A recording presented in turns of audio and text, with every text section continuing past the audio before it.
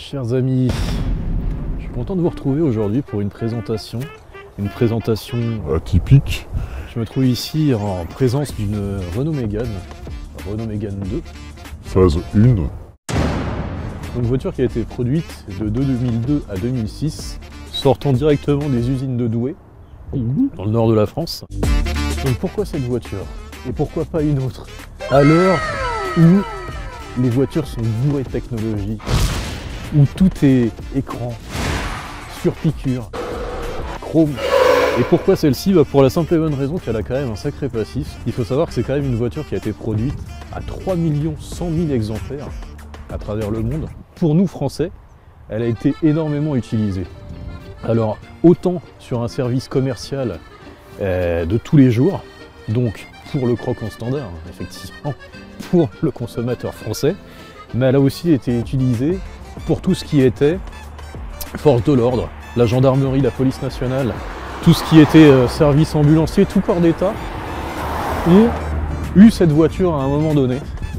Donc ça c'est vraiment du français pur souche. On est chez Renault, on est sur une voiture qui s'est, comme je vous le disais, extrêmement bien vendue et qui à l'heure actuelle se retrouve encore beaucoup. On est en 2023, alors depuis il y a eu la Mégane 3, puis la Mégane 4, et qui ont toujours cartonné. Maintenant on est sur la Mégane E-Tech, donc qui est passée complètement à l'électrique, avec une toute nouvelle calandre et une toute nouvelle proposition. On n'est plus du tout sur ce genre de segment, mais celle-ci reste tout de même intéressante. Alors, de prime abord comme ça, quand on la voit dans la rue, personne ne va s'arrêter dessus en se disant c'est un truc incroyable, et il y a vraiment trop à en dire.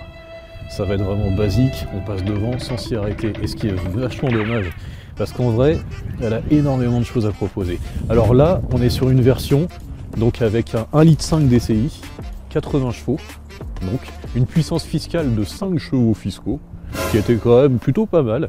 C'est une voiture tout à fait correcte, mais qui a une très bonne proposition. Alors bien évidemment, on va pas trouver de chrome dessus, hein.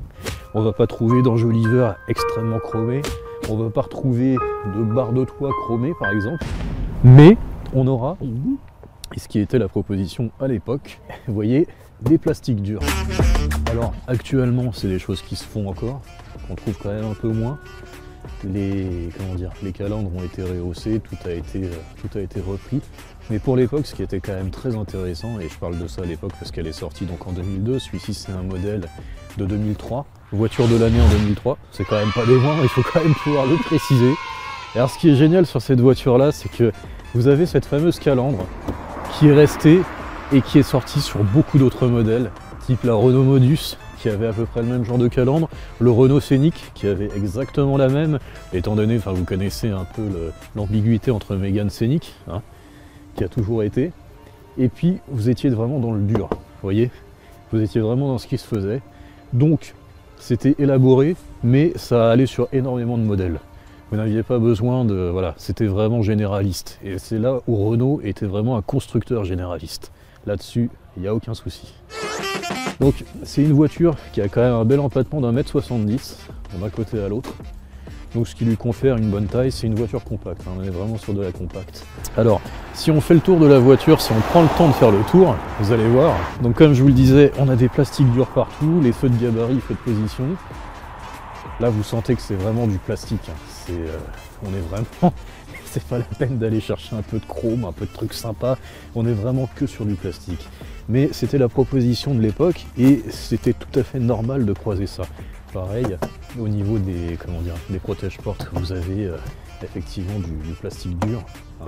D'ailleurs vous le sentez quand je cogne dessus. Mais il y avait quand même des lignes qui étaient vachement bien faites et c'était les lignes à l'époque de Renault, chose qu'on peut retrouver sur l'Aventail mais qu'on a pu retrouver aussi sur le Scénic qui était une version monospace de la Mégane. Alors moi c'est un détail que j'aime énormément. Vous avez vraiment cette... voilà, c'est une lignée, c'est bien détaillé, c'est bien étagé.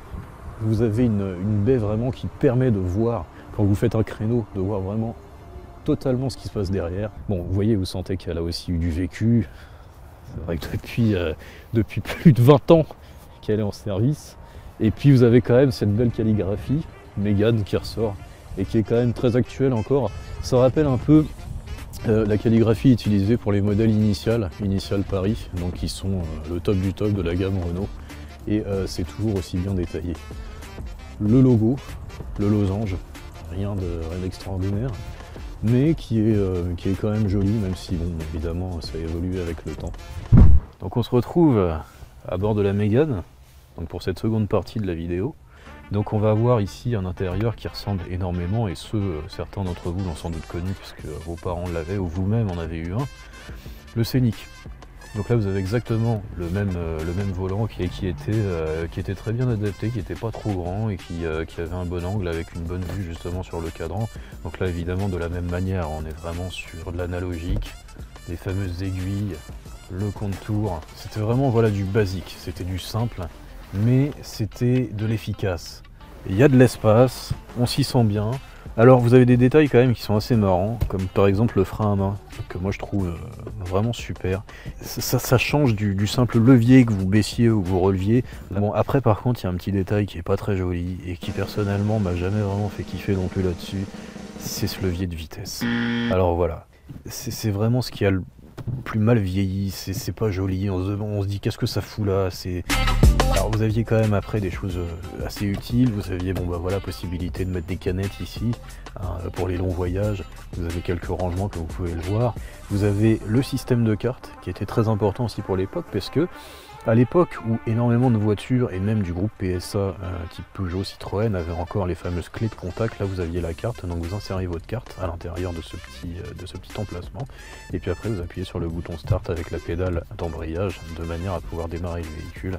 Et ça c'était quand même une avancée parce que justement les gens avaient plus besoin forcément de prendre la clé à chaque fois, de devoir tourner, mettre le contact, tout ça. C'était quand même une petite avancée et c'est ce qui est quand même à préciser comme sur le Scénic. Alors par contre la différence avec le Scénic, c'est que là vous êtes obligé de mettre la carte pour que la voiture avance. Sur le Scénic vous n'étiez pas obligé de mettre la carte à l'intérieur du lecteur carte. Bon, là on le voit aussi, petite innovation, donc ce qui est génial quand même de se rappeler, c'est que, souvenez-vous à l'époque, vous aviez ces fameuses autoradios où vous étiez obligé d'enlever l'autoradio généralement pour pas vous le faire piquer et de le mettre directement dans la boîte à gants. Là, il n'y a pas besoin de tout ça. Vous avez un système qui est quand même génial et vous avez surtout le fameux lecteur CD. Donc vous étiez là avec vos CD à l'époque et que vous insériez à l'intérieur et puis sur le petit écran que vous aviez ici, vous aviez les tracks qui apparaissaient, vous aviez possibilité de mettre la radio, de changer, voilà. Bon après là on va se retrouver voilà, sur de la boutonnerie vraiment standard, vraiment basique.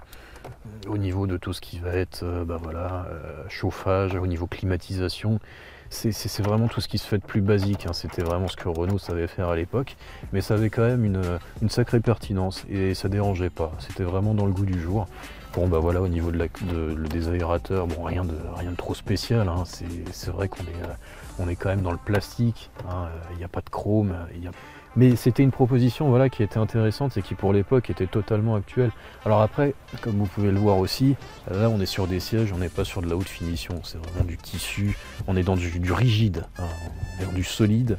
Il y a quand même un confort. Alors on n'est pas non plus, évidemment c'est pas du BMW, hein, clairement, c'est pas du Mercedes, il n'y a pas de surpiqûre, il n'y a pas de cuir, il n'y a pas de... voilà.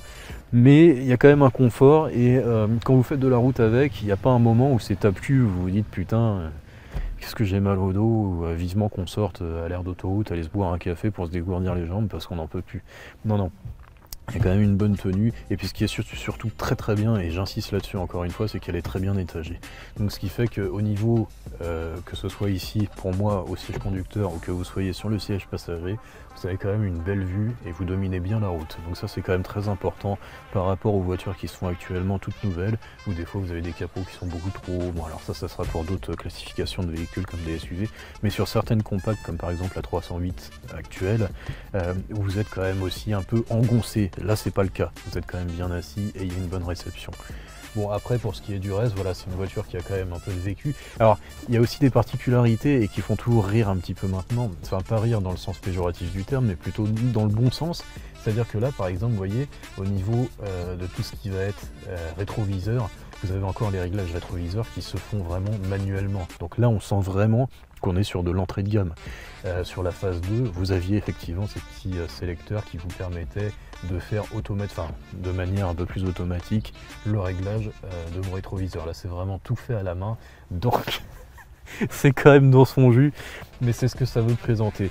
Après voilà, vous avez du plastique dur partout, vous voyez, vous le sentez, mais c'est du plastique dur, solide. Ça sonne pas creux quand je tape dessus. Il y a vraiment, bon voilà, c'est du plastoc partout, il n'y a aucune surpiqûre, il n'y a aucun cuir, rien d'apporté.